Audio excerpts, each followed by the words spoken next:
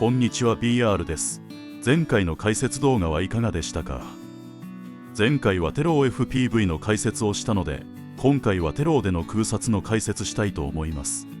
あくまでも自己流なので参考程度に見ていただけると助かります。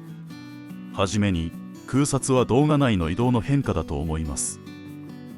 トイドローンのテロは一般的なドローン空撮みたいに山を越えたり海から陸地へなどの環境の移り変わりを表現するのは難しいです。そもそもそんなに遠くへ飛ばせません。良いところ30メートルくらいです。このことからトイドローンでは空撮ドローンと比べて移動の変化を表現するには限度があると思います。しかしトイドローンならではの小さい範囲でそれを表現できれば良いと私は思います。例えばこのようなシーンで対象物を上から通り過ぎればアクションカメラとは違ったドローンならではの移動の変化を出した空撮になります。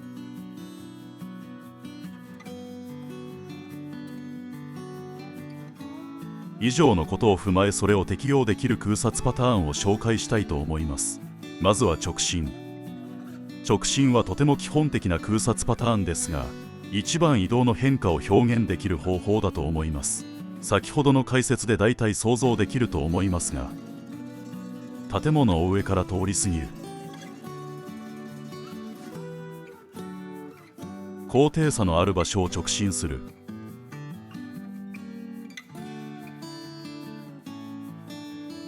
高い木々の間を抜けるなどが移動の変化を出せると思います。また直進と平行移動を組み合わせることで斜め直進移動ができるようになります。なかなか使う場面が限定的ですが、このような場面で使っていたりします。通常の直進とはちょっと違うカットになりますね。次に上昇。上昇は地面から撮影し上空20メートルほど上昇するだけでもそれなりの移動の変化が手軽にしかも比較的に安全にできます。上昇することで撮影している環境も説明できるのでとてもよく使います。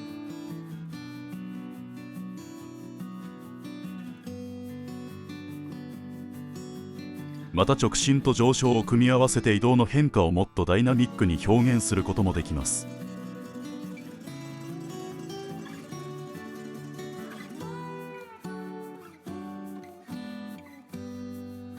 この時にテロ FPV のアプリを使っている時は iFrame の設定を短い間隔にすると描写が細かくなります。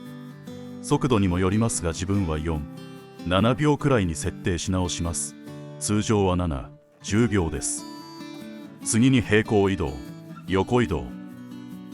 平行移動は見せたい被写体をパノラマ的に横方向へ移動しながら見せるときに使います。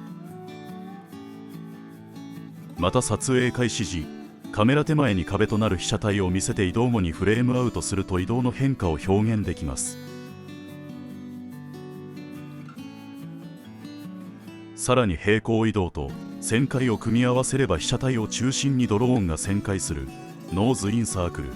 ができます。これ結構難しくて、一度決めたボタンの入力を一定のまま押し続けることでできますが、撮影中にちょっとでも円の中心がずれて修正しようとすると軌道が悪化してうまくできたことが少ないです。注意点としてテロで撮影するとき、もしものことを考慮して回収しやすい環境で撮影すると良いと思います。特に高低差がある場所は機体の挙動も変わるので注意が必要です。